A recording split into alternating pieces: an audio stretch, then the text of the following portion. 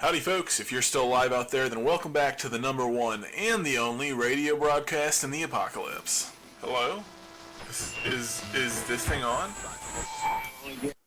Howdy listeners, I have a bit of an announcement to make. I'm a father now. This is my feathered son. He's a little bit of an asshole. He's bitten me at least 3 times, and he tried to shit on the microphone not once, but twice. I would die for him. So, yeah, the egg from the last broadcast hatched, and I officially have a new roommate. He's small, looks a little bit like a pigeon that went through a vacuum cleaner, but babies rarely ever do look good. He's a raven, or a crow. I'm not sure the difference, to be honest, and he's still really just too small to tell. I think ravens are bigger, and smarter, and maybe a bit more of a loner. He'll fit right in. Still, he is kind of adorable. Kind of the same way a wet cat is, scraggly, half downy feathers and half grown. A hatchling. I don't really know how to take care of birds. Just, what all animals need. Food, water, warmth. The basics. I've been trying to teach him tricks. Mostly things like hopping over to me, because he can't fly yet, and perching on things I tell him to. I give him beans when he does well, mostly because that's the only food I have.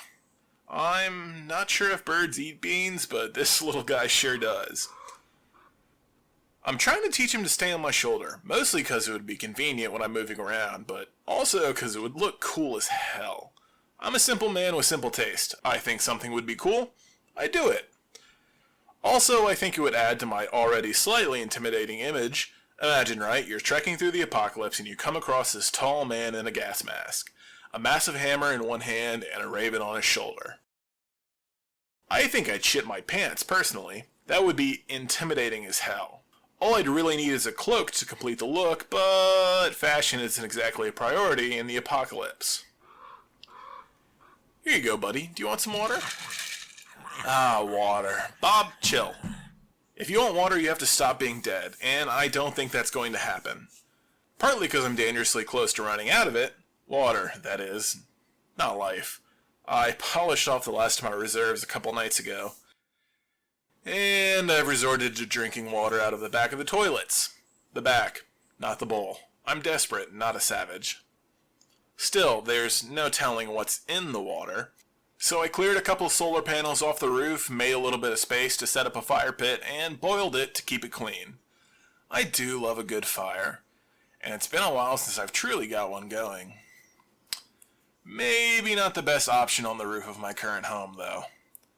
I did some math, and I figured out how many panels I could actually remove and still keep power going to the station.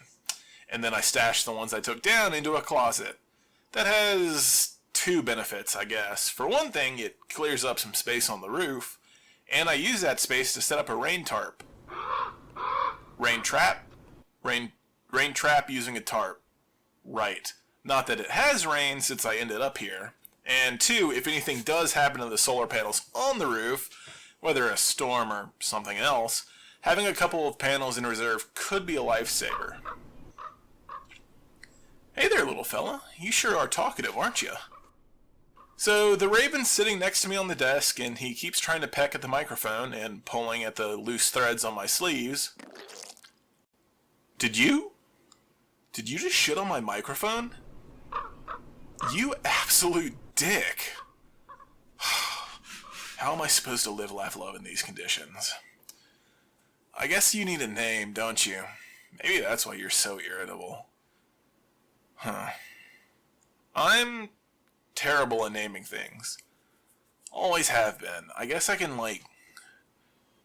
characters, people with wings. Your feathers are so soft, and they kind of glint in the sunlight. Ah, I got it. Icarus, I named thee. Icarus. Do you know the story of Icarus, listeners? I can tell you his story, if you want.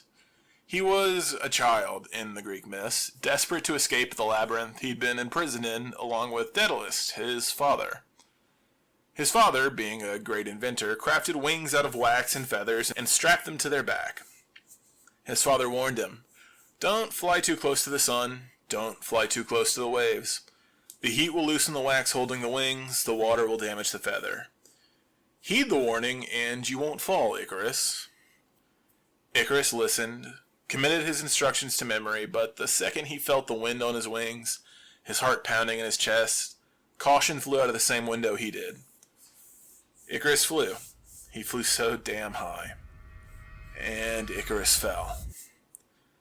A name with tragic origins, I guess. If this was a book or a work of fiction, I'd call it heavy-handed foreshadowing, but luckily, it's not. It might be tempting fate, but fate's never done me any favors.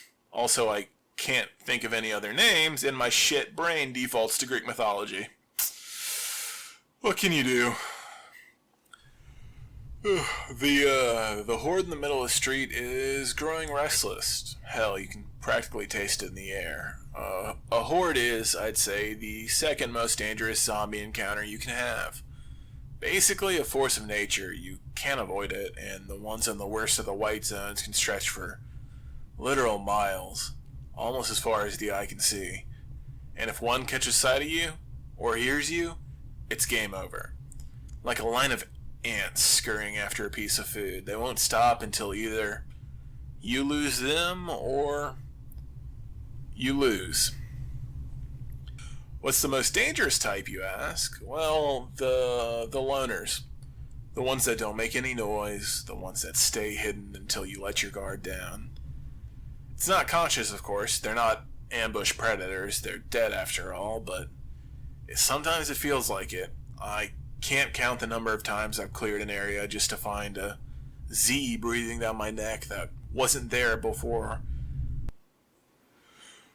Oh, sorry. I'm sorry for all the yawning. God, I haven't been sleeping well. Part of it's nightmares. You don't make it through the apocalypse unscathed, and the other part, well, it's weird. Before the apocalypse kicked off, I was an insomniac. A diagnosed, sleep when you're dead kind of guy. These days it's sleep or you're dead, and exhaustion can kill just as easily as a blade or a bite. But make sure to keep one eye open. I've been sleeping on the floor in the broadcast center. There are beds upstairs, I know, but after 9 months propped on whatever hard surface I can find, my hammer in my hands and ears peeled even in sleep, the bed is too soft. I feel like I'm drowning.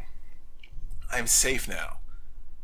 I know I'm safe now, but it's hard to shake that constant vigilance. The thing is, you can't go from swinging a hammer and burning a city to the ground and fighting dead people to waking up and washing your hands of all that ash and blood and rot. Not that fast. Not that fucking fast. You can't just flip a switch and be okay. Not wake up in a panic at every slight noise, straining your ear for snap twigs and soft snarls. Fear is a constant companion. A useful tool, but one you can't pry your bloody fingers off the handle of. There's a reason you're still alive. Even though you're safe now, you can't abandon those hard-won instincts. So when every mistake means death, means leaving people behind. There's no one to save you but yourself.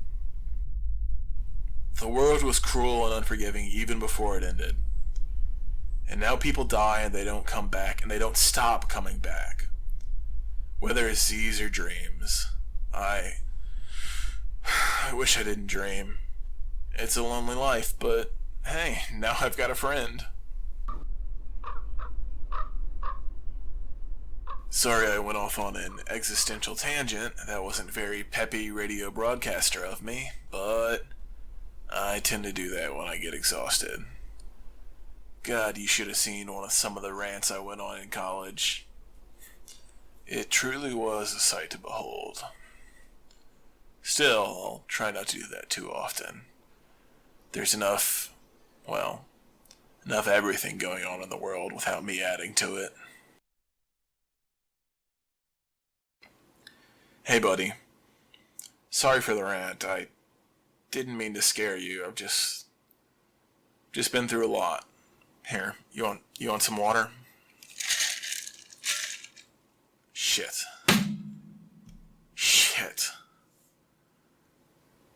That was the last of my water. What are my options? I I checked all the closets, all the spaces in the building. There's nothing left. There was some Gatorade in one of the fridges, but it was bad even though I drank it. All the water's been pulled out of the toilets. There's nothing left in the pipes. It hasn't rained in weeks. I can't go out and go searching because of my knee and the horde. I think I'm out of water. Shit. I know I said last time that it was, well, a problem for future me, but future's here now, and I don't know what I'm going to do.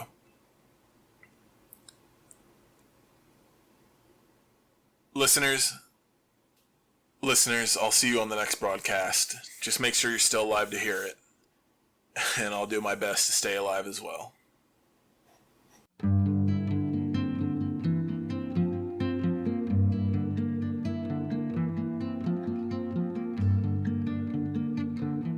Howdy folks, Speaker here. If you want access to bonus content such as extra episodes, behind the scene content, and exclusive Discord, you can join our patrons over at patreon.com/podstillalive and supporting the podcast. It would mean a lot if you checked it out, and hey, while you're here, give this podcast a like or a follow on whatever platform you're listening to. I'll catch you on the flip side. Later.